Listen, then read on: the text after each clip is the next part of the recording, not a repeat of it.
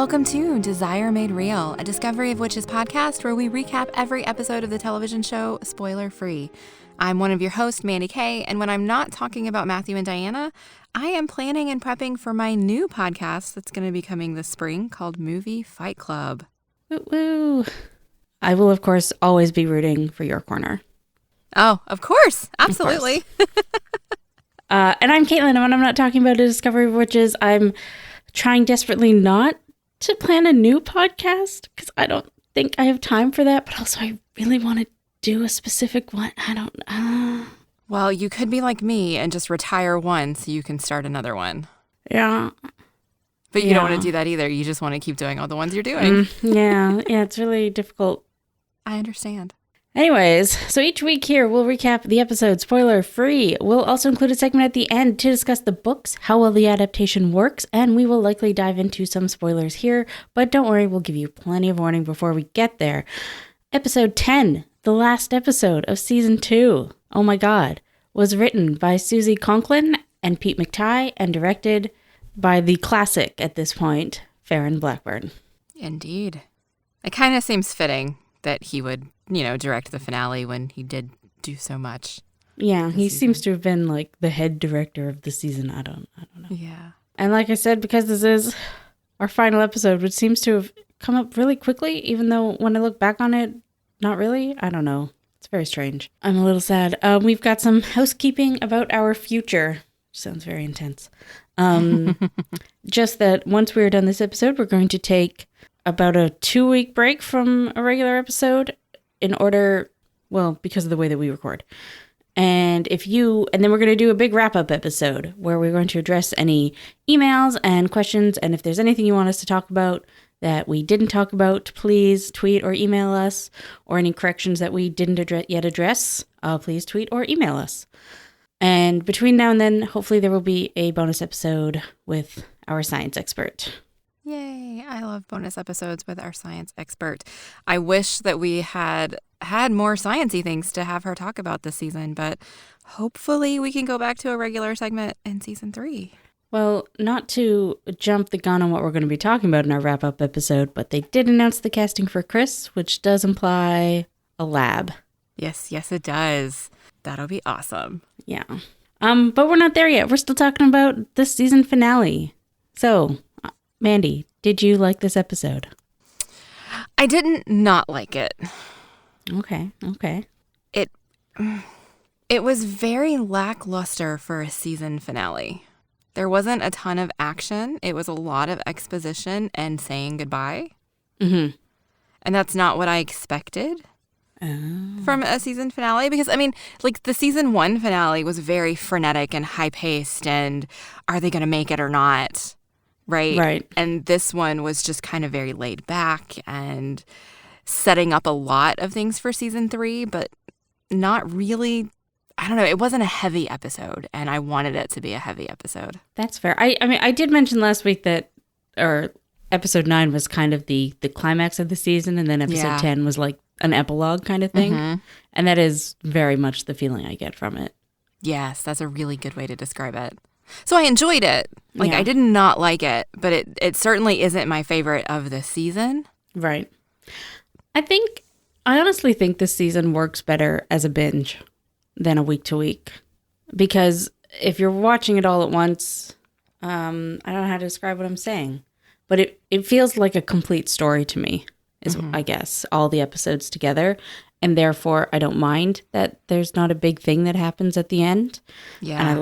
And there is a big thing that happens, but it doesn't end on a cliffhanger. And I like when a complete story does not end on a cliffhanger because, in fact, nothing makes me angrier than when it does. Well, because then it's not a complete story. Exactly, yes. So I like how it's ended this season, if that makes any sense. I just rambled for like 5 minutes there, but I don't know if I got my point across. Yeah, it ties up this part of the story in a tidy bow, right? Mm-hmm. And that is nice, absolutely.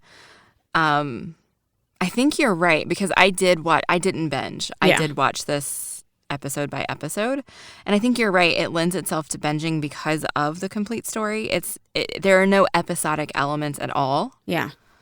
And yeah, I hadn't really thought about that and kind of put that together, but I think you're absolutely right because of the way they chose to tell the story. It's more like one very long movie. Yeah. Than 10 individual episodes. Yeah, for sure. So let's just dive right in. So we start off with Diana doing some magic. And before we really get into the scene here, I just want to say, she's wearing this silver dress, which is probably my least favorite of her dresses. Like, I really don't like it, but it does look really fucking amazing on her. Like, the silver really looks good on her, and I like that a lot. And also, this is the final episode, and Diana just gets 2 brand new dresses that must have taken them forever to make. And I just enjoy that strange attention to detail that this season has. Yeah. When I saw the silver dress, my first thought was, wow, they gave her a new dress. And then I was like, wait, did they? Because it's styled very much the way her first dress was, with the pointy corset thing. But then I realized, no, it's silver. It's definitely a new dress. Yeah, and then the second dress she wears this episode, we haven't seen before either. And I'm just like, this is a choice that you guys have made with these dresses. I wonder if they did that to try and showcase the passage of time. Maybe, but also I think it confuses the passage of time, because how long was her dad here, really? Like, did he spend a night? I think I think it was like a day. But the way that her day is made up, if he didn't spend a night, makes no sense, because that means she went to Goody Allsup, came back, and then went back to Goody Allsup. Like, that doesn't make any sense. Mm-hmm. So, I don't know. I like to think that he spent the night and Diana just wore the dress 2 days in a row, but I don't know. Anyways, we're not there yet. Probably. Yeah. Okay. Magic. Tying knots. Yeah. That's what's happening. That's what's happening. We get a bunch of cuts between Diana working on her knots and Matthew talking about constellations with Jack. And it's so cute. It is cute. I love it so much.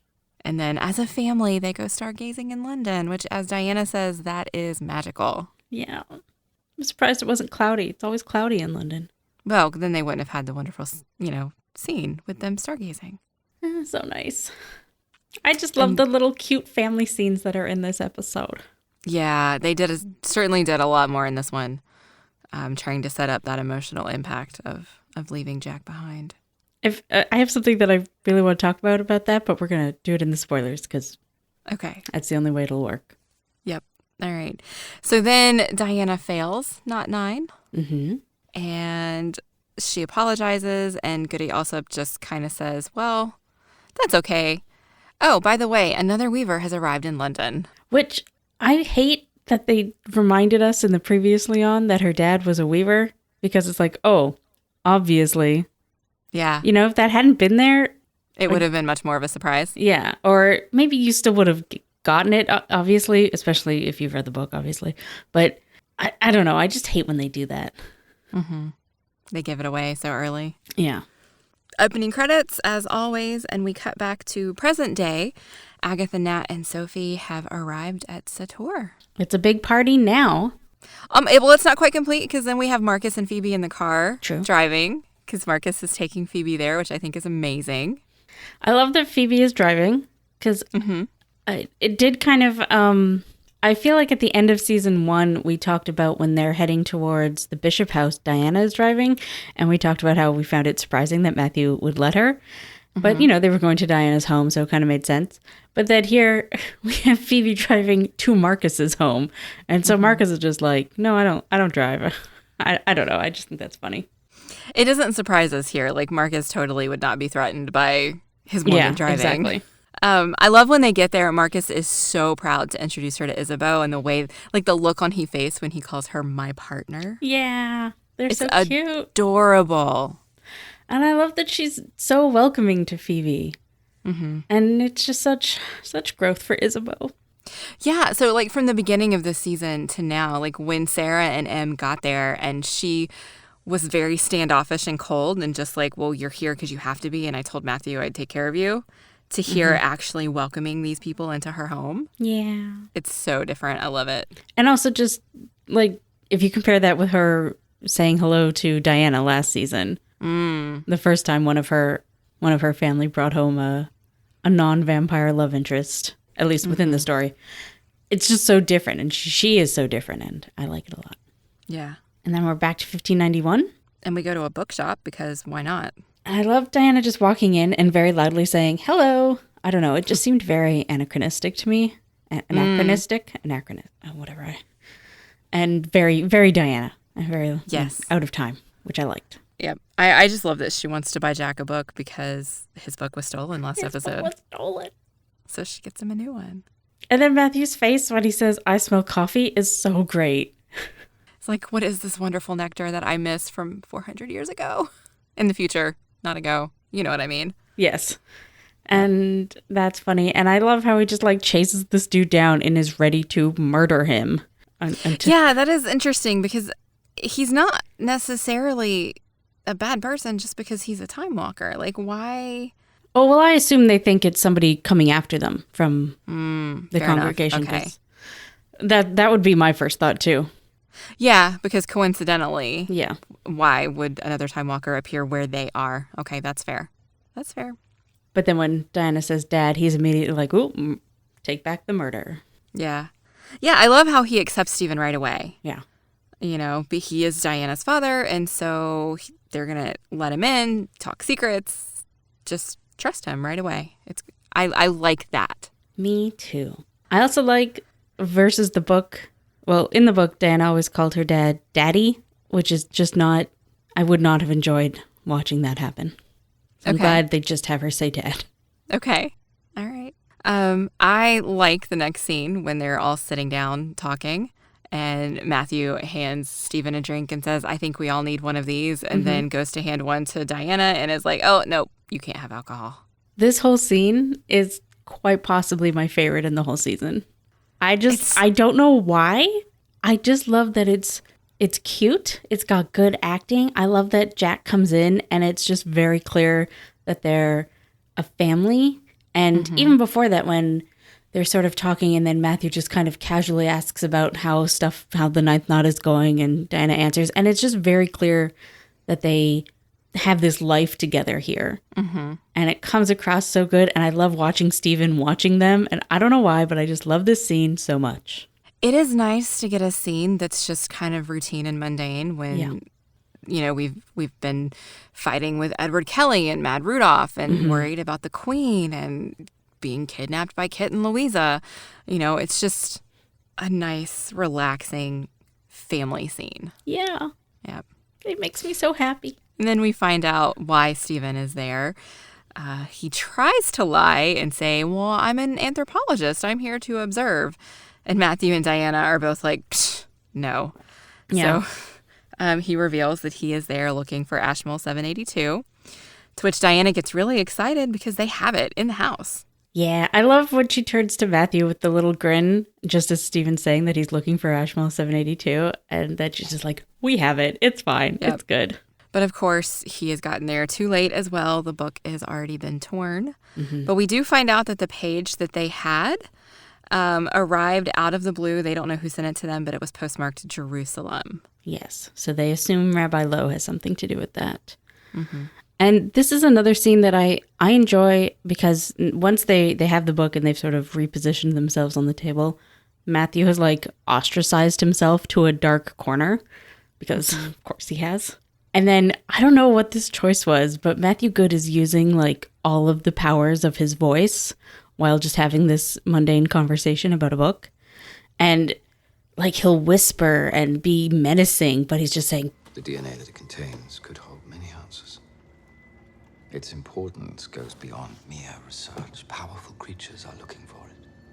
It's like, what? You're just chatting. What is happening here? They had to remind the audience the gravity of the situation. Yeah, it's just an interesting choice. Then we go to Gerbert and Peter.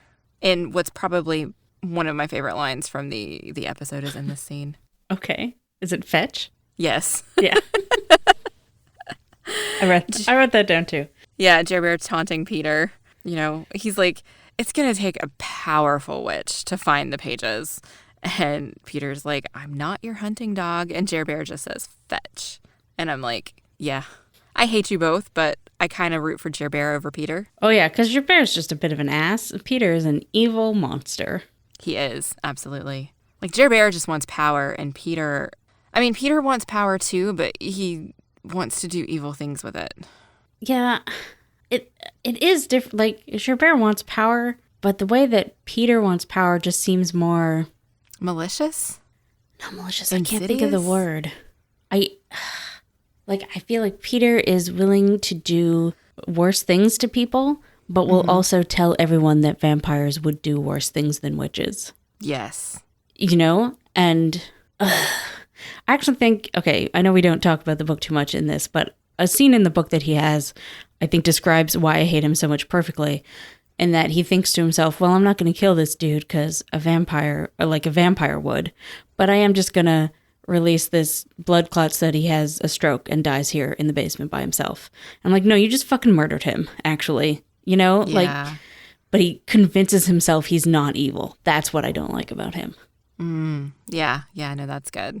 So, I mean, luckily it's a quick scene and we go back to Diana, Stephen, and Matthew. And Stephen and Matthew are not getting along. Oh, no. Stephen is like straight up scolding Matthew, and I love it. I like it too. And I can't help but think of Stephen going home to Rebecca and being like, well, I have some news. Well, I mean, but they already knew.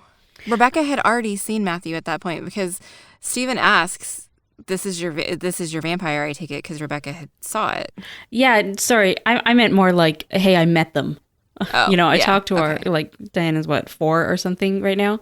I talked to her adult daughter and her vampire husband. Like, it's just got to be weird. Oh, I'm sure.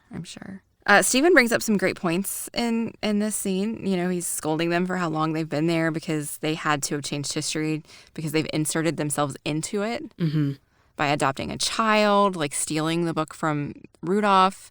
And so then he just starts to insist you can't take the book with you when you go back. Like, you have to go back and you have to leave the book.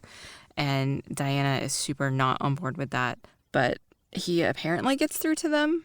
I enjoy that the potential changing of history doesn't really seem to matter to Diana, a historian. That's funny. But what sort of does seem to get through to her is when he says, you can't time walk with a powerful magical object you don't understand.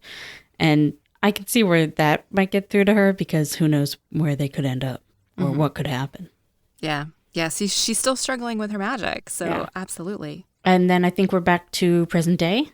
And one big happy creature family. Yeah, I like this scene. It is the first time we have seen Sator look warm and inviting. Yeah. Like the whole in modern family day, I would say it looked warm and inviting during the wedding. Yeah, I meant in modern day. And even like the vampires are at the table, at least drinking wine, if not eating nuts and berries. I don't know. But they're all there talking about creature politics. I'm curious how you felt about this scene because they do talk about why Philippe created it. They don't go into detail, created the covenant. Marcus wants to repeal it. And he talks about kind of how Philippe created it to protect creatures, but now it's not protecting them anymore. And so it needs to be changed. And I'm just curious if that helped you at all understand Philippe or if you're still on this. Philippe never would have done that bullshit. Philippe never would have done that bullshit. Okay. I mean, if they gave us a reason why. Yeah, they didn't get specific other than it was created to keep us safe. Yeah. And now it's not. Well, they do talk about how, they want to keep creatures apart because seeing them all together makes humans notice them. I guess. That's the only really thing that's talked about. And I would think that would be more of a problem now than it would have been 1,000 years ago. Yeah. So maybe. Especially since they're more dying out now and, or at least they know that that's a problem now and all that sort of thing. So obviously I'm on Marcus's side here. They should definitely repeal the covenant. It is stupid, but nobody really talks about why exactly it was put into place other than this vague notion that humans will notice them and presumably kill them. But I mean, they're vampires and witches. They can stop that from happening, presumably. Right. Yeah. Especially if they're not trying to hide who and what they are. So, I don't know. I think that that's a larger problem with the story, not just the TV show. Okay. But I still don't think Philippe ever would have done that just because he likes, stirring the pot. And he remembers when this wasn't a thing, when creatures did interact and when there were more creatures to interact with. So I just don't believe that about him. Okay. I mean, I guess I can believe it about show Philippe, but I have all this information about book Philippe in my head that I can't really separate. Yeah, that makes sense. The one thing that I really noticed in this scene that I found very distracting was Miriam's eyebrows. She's the biggest, most like, what is the word? Most shaped eyebrows I've ever seen on a human person. Like, they look great. This is not a problem, but they were like, whoa, eyebrows. I didn't even notice. I envy you not noticing, because anytime she's on screen, I was like, oh my God. I also didn't notice her being on screen super often either, so maybe that's just why. She had like one line. Yeah, she agreed with Marcus. Yeah. Here in this moment. I think maybe I didn't notice it because right after that is when Phoebe speaks up. And yeah. I love this moment because she just met all of these people. She just learned about this world. And she's choosing to insert herself into this conversation in support of Marcus and kind of what he wants to do with the world. And I think that's like incredibly brave of her. Yeah, she's really great in the scene. And she has this great line where she says, segregation, discrimination, we need to evolve if we want to survive. And I love any time a story that was written years ago can really point out how the problems that it was dealing with are still problems. Like, like we haven't moved on at all, and maybe we should. Yeah. And not in a hit you over the head with it way. Like, it fit the conversation. It was exactly what needed to be said there. And yeah, she has another one of those lines in the next scene with Isabeau. Yeah. And it's great. Yeah, and then she finishes it up with it seems obvious that the only way forward is together. And then Isabeau gives her a little look of approval. Mm-hmm. And it's really good. And I love them. I want them to be best friends. Which means you probably really loved the next scene because it's Isabeau and Phoebe. Yes. And Phoebe is sitting in Philippe's chair, which is just like it's just a little Easter egg from the books that I love. Yeah. And I love, she's geeking out. I mean, she's a historian. Yeah. She's like an art historian or like an antique historian. And so she's geeking out about all the things in the house, the collection of books and the furniture, and it's great. And so Isabeau tells her, snoop away, go look at everything. I'm so excited for Phoebe and Diana to be friends. God, I hope they have some good scenes next season. They will definitely get along together, I think. Isabeau takes the moment to impress upon Phoebe just how much trust Marcus has placed in her. Mm-hmm. And Phoebe acknowledges it and she understands it. And, you know, Isabeau's trying to kind of like suss her out a little bit. Like, this is probably really overwhelming for you being the only human in a house full of creatures. And Phoebe has that line. She says humans have so much potential, but our capacity to hate and discriminate, well, that scares me more than any of this. Mm-hmm. And that right there is everything Isabeau needs to know about her. I love them both. And then Marcus comes in like, I hope you're not going to kill each other. Yep. But everything's fine. Yeah. She tells Marcus, you've made an excellent choice. It's great. And then also tells him that he's right. And honestly, Philippe would probably do what he's trying to do because Philippe always adapted and evolved and stood for what was right. And she believes that Philippe would stand for what Marcus is trying to stand for now. Yeah. I thought that was a good scene too, like giving Marcus some of that approval that he hasn't really had, particularly since he found out about the blood rage. Yes. And then Isabeau has a speech about grief turning to action, and she looks really intense. Was that in this scene? Oh, goodness. Yeah. Yeah. Because Marcus says he misses Philippe, and yeah. And then we're back to 1591. And we are. Matthew tells Gallowglass that he and Diana are leaving. But, like, she hasn't completed the ninth knot yet. So. Soon. Like, Matthew's jumping the gun there, I think, to start telling people that they're leaving. I don't know. I would feel very pressured if I was Diana. He has faith in her ability to complete it. I guess. I like in the scene that Gallowglass straight up tells Matthew that he prefers future Matthew. Yeah, that's so nice. To the old one he's going to get back. I guess Gallowglass has something to look forward to in the future then. Yeah, 400 years in the future. It would be so interesting. Like, if I were Gallowglass, I would not be able to leave Matthew alone because I would just want to watch him turn in Like, I'd want to see how he evolves into this completely, well, not completely different, but into this different person. Yeah. Because that must be so interesting to know the result before it happens and to be able to watch it happen. Yeah.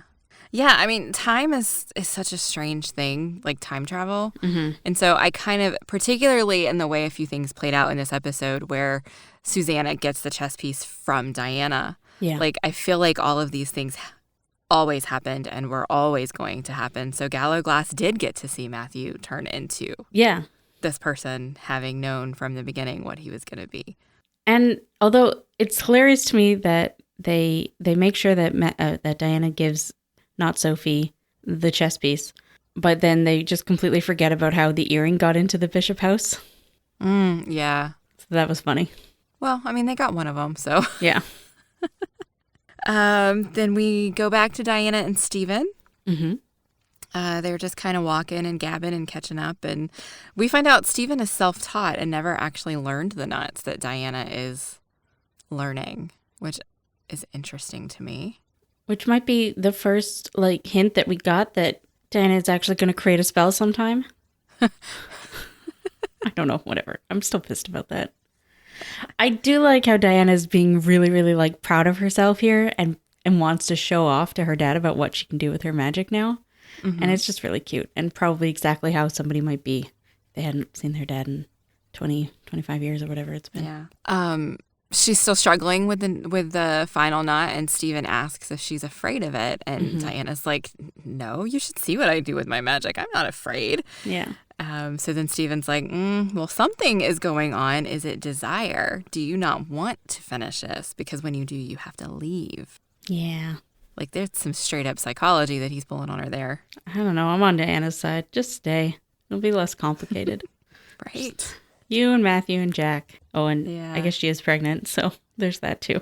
So they go back to Diana and Matthew's house, and Goody Alsop is there waiting for them, much to Diana's surprise. She knew that Diana had found the other Weaver, and so she showed up to talk to him to find out who he was. That's what happened? Yeah, I didn't pick up on that until the second episode, but that's why they were doing the second time I watched it. But that's why they were doing the spell practicing in that courtyard area that we were confused about earlier in this season. And Matthew was there watching. So much more sense. Yeah, so at first I thought Diana was taking Stephen to Goody Alsop's house. That's what I thought. I was like, this doesn't make sense. And this time I caught the look on her face when they walked in, and Diana was surprised and delighted to see her there. I was like, oh. I was like, okay, so that's what I was saying earlier about how I thought she went back to Goody Alsop's, and I was like, that doesn't make any sense. So he must have stayed the night, so I guess he didn't, and they only got a couple hours together, so that does suck. But I have this whole note written here about how why would they have gone to Goody Alsop and then taken her back to the courtyard and then left her to walk home alone afterwards. Like, it still makes no sense that they left her to walk home alone afterwards, but oh my God, thank you. I feel so much better. Oh, good. This time Diana learns the ninth knot because both Stephen and Goody Alsop are coaching her and helping her. Yes. And Goody Alsop is like, your father is very wise, Diana. Listen to him. I do think it's I like the scene with them doing magic in the courtyard, but isn't it risky? Could someone not just be watching from a window or come out? I don't know. I mean, Matthew's standing there watching them. Yeah. I do like that when she gets it, he gets this little proud smile on his face. Yeah. Very cute. Yep. And then Stephen brings them all down by saying some witches will kill for that kind of power. Aww. And immediately realizes he said the wrong thing. And Goody encourages Diana to tell her truth to him. She says there's no reason to hold it back. And she kind of freaks out a little bit, doesn't want to tell him because she's afraid of changing things. But at the same time, she wants to change things. Mm-hmm. But he already knows that their time together is going to be short, even though he doesn't know exactly what happens. I have a question, though. Okay. If you were with someone and you knew that having a child with them would ultimately lead to your death, would you maybe just not have kids? I don't know. Would you maybe just make some different life choices? I mean, did he know that at the time that they had Diana? Or did they realize? Seems like Rebecca sees a lot. Yeah, but we don't know when. So maybe not even Stephen, but maybe Rebecca. Why would you not just make different life choices? I don't know. She just wanted a child that badly. Some people do. But you're not even going to watch them grow up. You're going to have a kid and then you're going to die. I think for some people, that's a choice that they would make. I don't get it, but sure. I mean, I'm glad we have the story, so obviously I'm glad Rebecca and Stephen went on with that, but, or even like have a kid, but then, I don't know, move to the North Pole. You know, like, what are you doing? Make different choices if you know what's going to happen by making these choices. Maybe it's still going to happen. I don't know, but maybe not. I mean, I think they did try to make different choices. That's why they chose to bind Diana. I guess. I just don't feel like having one kid is worth two people dying. That's me. Moving on. He tells them that they all need to make peace with the future. He knows about the baby. He's proud of her. He's going to tell Rebecca all about it. And then he leaves. It's too bad. They had like 2 weeks together in the book, but I understand they had to speed things up for the show. Yeah. And it was a good scene. And then Diana and Matthew talk about Jack and what's going to happen. Oh, wait, before that, sorry, just when Stephen's walking away, I do love that Diana kind of just follows after him for a bit, and it's very similar to the way Matthew did after Philippe gave him the fibula and then left the room. And I just love that they both got this really good dad closure. Yeah. 500 years in the past when they weren't necessarily looking for it, and it's just really good. It is nice. I mean, good relationships done well is nice to see in fiction. Yeah. We find out that Matthew has made arrangements for Jack to stay with Henry Percy after they leave. Mm-hmm. And then once he becomes of age, he'll be able to apprentice in a trade, and it's a better life than he ever would have had if he hadn't met Diana and Matthew.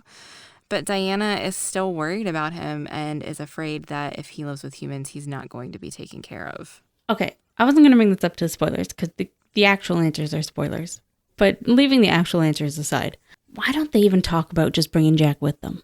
He's young. He could adapt. Nobody, like, he's not anybody important to anybody other than Matthew and Diana. Why don't they just bring Jack to the future? Why don't they even talk about it? Don't know the answer to that. Bothers me so much. Carry on. I mean, I know reasons, but specifically, in the moment, I don't know, unless it's something where she's not sure she's strong enough to take two other people when she struggled to get one. Right. Okay. I could believe that, but they don't even bring it up. Yeah. It probably would have been better if they had at least had the conversation and like verbally said the reasons why they couldn't. Yeah. I'm not entirely sure why Diana is so worried about him, especially if he's going to be raised by Henry Percy when they leave. Well, it sounds like Henry Percy isn't so much going to be raising him as that he's just going to be like an employee. Okay, that's fair. That's fair. So she decides to do something about it. Yes. And she meets with Hubbard. Yep. In secret, she goes to see Father Hubbard. Kind of bold because Gallowglass takes her, but Gallowglass doesn't know. She just sends him away.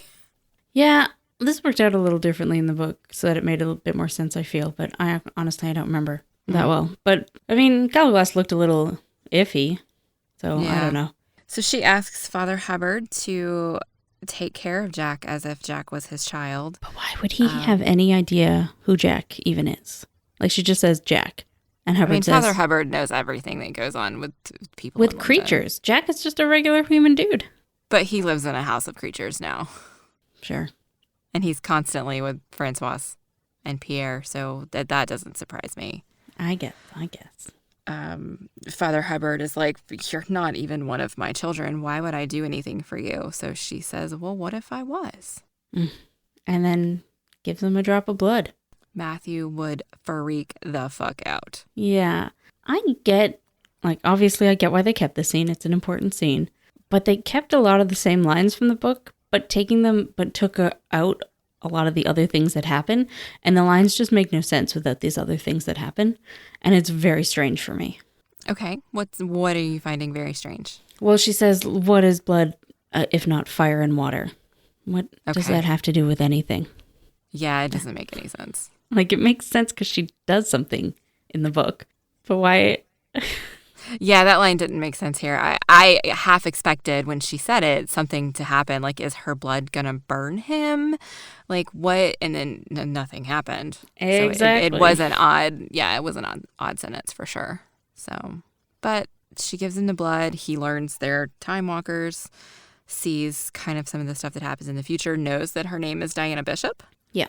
And agrees to take care of Jack. So she goes on her way. And also, this is like my least favorite dress of hers because it's got these weird ruffles and she's got this weird hat thing on her head and I don't like it. And it's her final outfit and I'm sad that I don't like it. This is the brown one, right? It's kind of yellowy brown, yeah. But the ruffles, ugh. I'm not against ruffles. I just thought these ones were weird. Okay. Interesting. We have another goodbye. Diana goes to say goodbye to Susanna, or as we've been calling her, not Sophie. Yeah. And Goody. And this scene is weird because Goody shows her a final knot. It's the 10th knot. It's supposed to be a weaving of creation and destruction. Goody knows it, but can't make it herself. So she shows it to her, but can't complete it. Diana has struggled so much with some of the other knots. How on earth is she going to be able to do this when she just saw somebody partially complete it? I know what happens, so I'm not saying anything. Okay. It just seems odd, that's all. But now we know there's a 10th knot that not everybody can do. She gives Susanna the chess piece that will be passed down to Sophie and says goodbye and leaves. I was upset that she didn't give Goody a hug when she said goodbye because it looked like they both really wanted to, but there was no hug. Yeah. And I was like, why wouldn't you? Why? Like some sort of expression of love other than just, I will never forget you. Yeah. That would have been nice. Then we're back to present day with Peter Knox. But we see Satu for the first time since, what, episode 1? Episode 2, I think, because we saw a brief glimpse of her in episode 2. Okay. And even this is just a brief glimpse. She's like, hey, I'm back. You could use me. And Peter Knox is like, nah, fuck you. And yeah, that's pretty much exactly what happened. And I really feel like he's digging his own grave there, maybe a little bit, or at least pushing away potential allies. Yeah, I just don't think he cares anymore. He is so, into the search for power. Yeah. And she tells him, your arrogance is going to be your downfall, and he just leaves. And then we're quickly back to 1591 with Hubbard and dun dun dun, the return of Benjamin. Oh, that one hurt. That sounded painful. Benjamin. So interestingly enough here, so people may remember that in the general lore of this world, nobody knows Father Hubbard's origin story. He claims to have died and just because of his desire to save people, magically transformed into a vampire. Yeah. He crawled his way out of his own grave. But here we find out that Benjamin created Father Hubbard. My note here is literally, ooh, Benjamin made Hubbard. That's some book 3 shit. Right? And so he's using his position over Father Hubbard as leverage to get information about Diana. He demands to know this information, but we don't actually know what Father Hubbard tells him. But we assume that Father Hubbard probably tells him everything. Well, we get less vampire family dynamics, I guess, in the show because there's just not time. But we have seen that there is certain dynamics between a sire and their children that I don't know if it's a physical have to obey, but they all seem to obey their sires. Yeah. Yeah. And then I think we're really quickly cutting back to modern day with Domenico again, just sitting, waiting. Yeah, seems to be what he does best. Wasn't sure. Was Domenico at his house here, or was he did he figure out who the killer was, so he was waiting at the killer's house? I'm not exactly sure where they were or what was happening here. I don't know where it is either. The best that I could guess would be that it was Marcus's house because he knows that there's a connection, but it didn't look really like Marcus's house. Yeah, and it was really dark. Yeah. So Domenico's sitting there in the dark waiting. The vampire killer comes in with a hoodie. We don't know who he is, but we know who he is. It's obvious. I don't think that's a spoiler. I'm pretty sure that's a spoiler. But in episode 7, he killed the dude in the same way. We see him later. Okay, maybe. Well, I can cut me out. That's fine. No, it's fine. It's fine. I think you and I think it's two different people. So cool. What? So Domenico's all like, you took the portraits and you're killing humans. This has to have something to do with Matthew and Diana. Talk to me. We'll figure this out. But of course, he attacks Domenico and runs without saying a word. I love that Domenico is so desperate for allies, he's willing to get this blood rage murderer on to be his ally also. Right. But he's arrogant enough to think that he can. Yeah. Well, yes, arrogant, but also nobody has any idea what this blood rage vampire even wants. Yeah. So he does kind of severely attack Domenico, but doesn't kill him. He heals and, leaves. Then we cut back to Diana. Saying goodbye to the book, her best friend. Right. Putting it back in the little hidey hole, and she's struggling with the idea. She has it on a table, and she's just looking at it. Oh, is that? Oh, yeah. No, it is. Okay. She hit it earlier. This is when she has to give it back to Galaglass. Okay. I don't want to say she's stroking it, but maybe she was kind of stroking it, Yeah. She does not want to leave that book behind. No. But, her and Matthew do talk, and Matthew says, we've done everything that we came here to do. Mm-hmm. We found the book. We know more about the book than we did when we got here. You have learned your magic.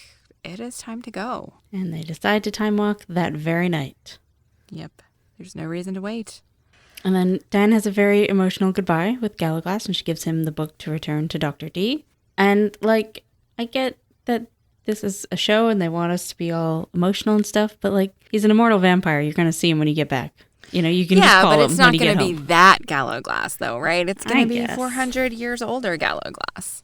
I guess. So, I love that she tells him to keep the other Matthew safe for her so that he makes it to come into her life. Yeah. I like that. The Matthew and Galaglass say goodbye. But again, even Matthew should be even less emotional because, he knows he's going to see him when he gets home. He knows Galaglass is still alive. Diana might not know. Yeah, but it's still different. All right. We get more goodbyes, Francois, Pierre, and Jack. And this one is the sad one. Yeah. Jack is crying. He wants to stay with Diana and Matthew. He doesn't want to go to Henry Percy's. It's heartbreaking. It is. It's all very sad. And they all, even Matthew is heartbroken, the look on his face. Diana's crying. So they all do a little family hug and say goodbye. And Matthew says, "I'm proud of you, Jack." And then when he's walking off, he says, "Be brave." Oh. And then the show ruins it by cutting it to Peter Knox's face. And we don't even need this scene. The scene is literally he's getting out of a car and looking at Sator. Sorry, before that, though, we cut to Domenico walking into a hotel, and oh ho ho, who is this watching him? Maybe he looks a little bit familiar, like someone we saw in 1591, is all I'm saying. You have those backwards. Do I?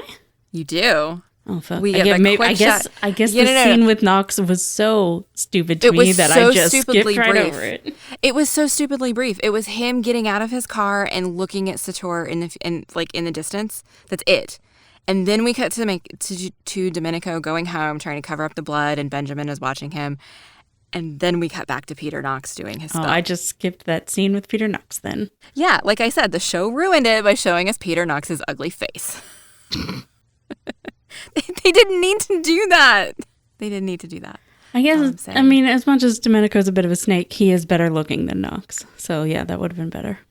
Yeah, okay, fine. I didn't actually mean ugly face. I meant, internally ugly. Yes, because I gotcha. He's so mean and evil. So, yeah, Domenico goes home, and Benjamin is watching him. And then we cut back to Peter Knox. He's going to that temple because he knows it's a place of power. He does a spell that gets M to come out.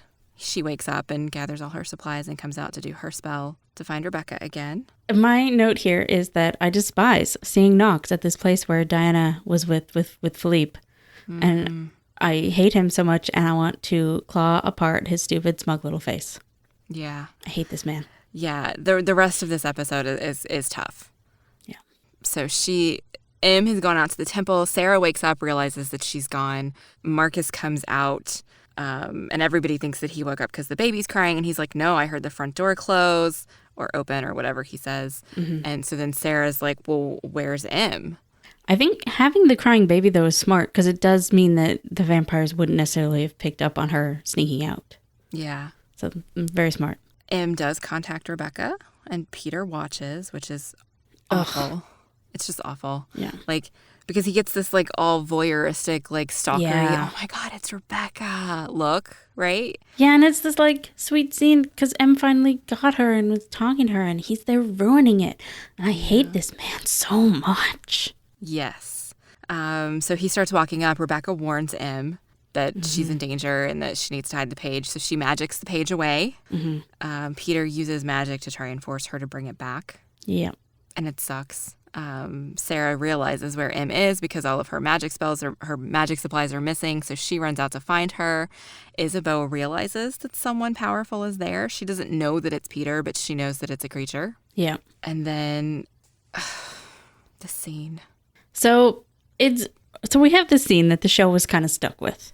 And it's really too bad that Deborah Harkness gave us the bury your gaze trope.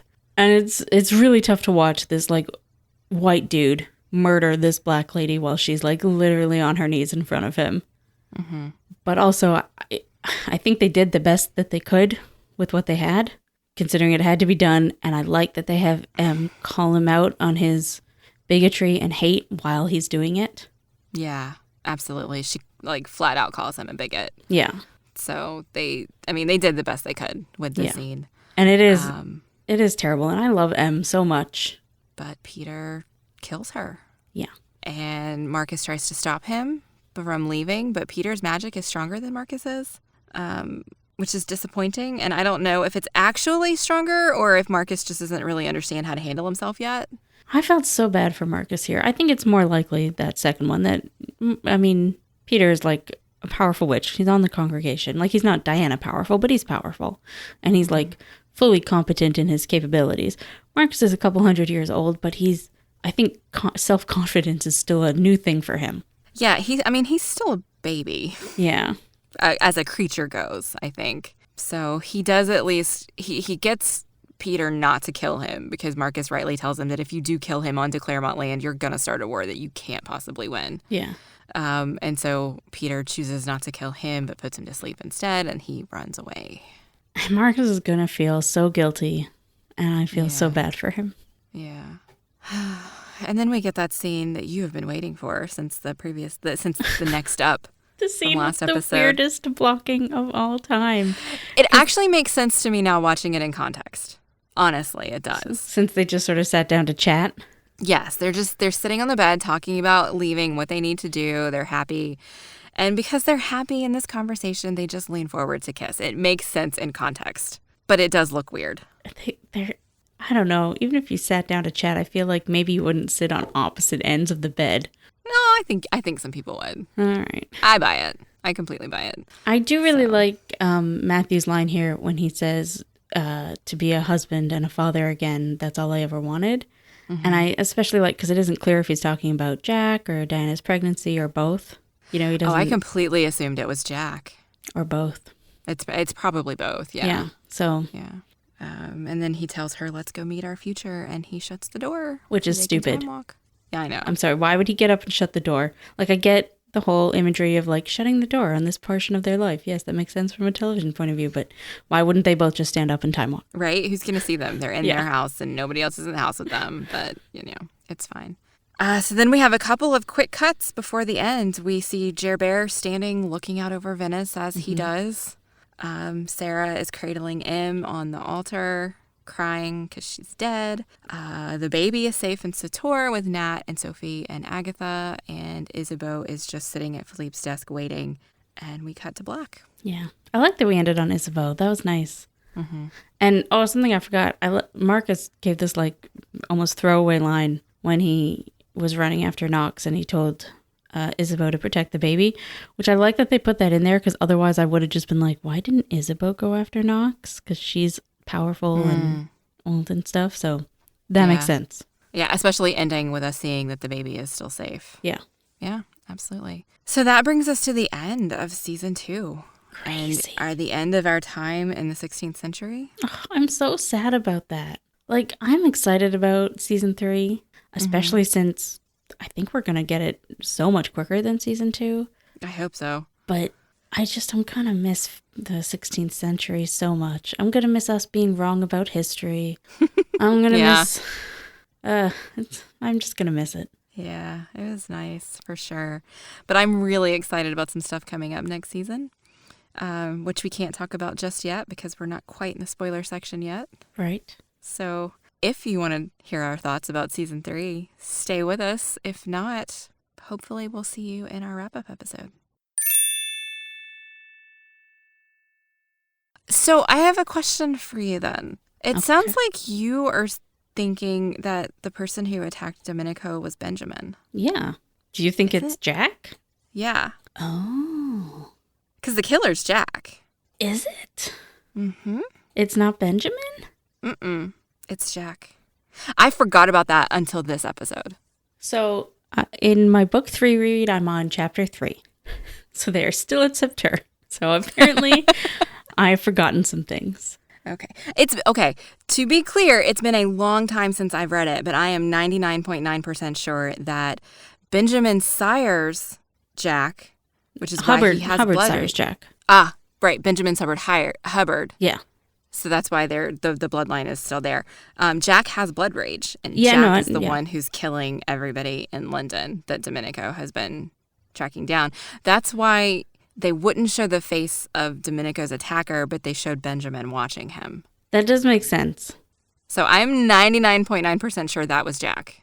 After you said we think it's different people, my brain was like, oh, maybe it is Jack. So... Yeah, I had forgotten. This whole season, I've been thinking that it's Benjamin until this episode. And then I remembered, oh, yeah, that's why it's going to break their hearts so much. Right. So then it must have been Marcus's house, because that's what makes sense. Unless Domenico was like sniffing around as he does and just found the scent. Yeah, it could be either one, but it was so dark, I couldn't tell. So... God, it pisses me off that Galaglass didn't watch out for Jack. Why?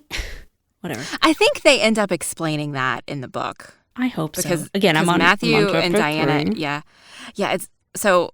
Full disclosure, I'm going to reread book 2 before our wrap-up episode, and then I'm going to read book 3 before season 3 comes out so that I'm not as confused next season as I was this season. But I feel like I remember very clearly, like, Matthew and Diana are furious that Jack got turned, and, like, there's an explanation. Like, it's not a great explanation, but it's an explanation. I remember the explanation about why and how Jack got turned, or vaguely I remember it. But why after he was turned, why didn't Galaglass go and get him?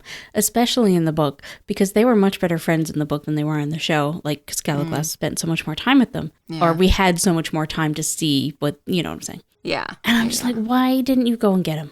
Why? That's and fair. Even if you didn't, like, take him to September or something, you could have got him out from Hubbard and Benjamin. And honestly, I don't have anything particularly against Hubbard, but that whole fucking thing, I'm curious to see how they're gonna spin it in the show. Yeah. Something else that they didn't do actually, last episode, or they didn't go into it. I can see how the scene worked out. They didn't want to, but in the book, when Matthew drinks Diana's blood, he sees that she met Benjamin, and he obviously knows who Benjamin is. And they talk about Benjamin, so it's interesting that didn't come up. Well, in the book, her dealings with Benjamin were more significant than just one random run-in, right? Well, it was one random run-in, but they had a more significant conversation, yeah. Okay. Yeah, interesting. So I am excited about season 3. Do you think they're going to give us Ghost Philippe and Ghost M? I kind of hope they don't, just because they haven't done ghosts yet, so it would seem weird. You know, like, because we haven't gotten any of the other, like, the ghosts are all throughout the books. And so it would be... Did they not do any of the ghosts in the Bishop House? No. In season 1? Or was it just visions? There's the visions, and they had the house, like, act up, but they didn't have any of the ghosts. They didn't have the ghosts. Okay. And they didn't have the ghosts in the pit, the thing that Diana gets dropped into. Oubliette. The oubliette, yes, thank you. The oubliette. Yeah. And she just had a vision. Yeah. And in book 2, there were some ghosts also, but they weren't like important to the plot, but like Diana did see some. So I feel like if you haven't had the random setting up of ghosts, it's not going to land. It's not going to be any good. Well, they didn't give us the setting up of the pregnancy, and they did that. And they didn't give us the setting up of Benjamin, and they did that. No, that's fair. But they didn't give us the plot setting up of the pregnancy, but they did give us like the thematic setting up of the pregnancy.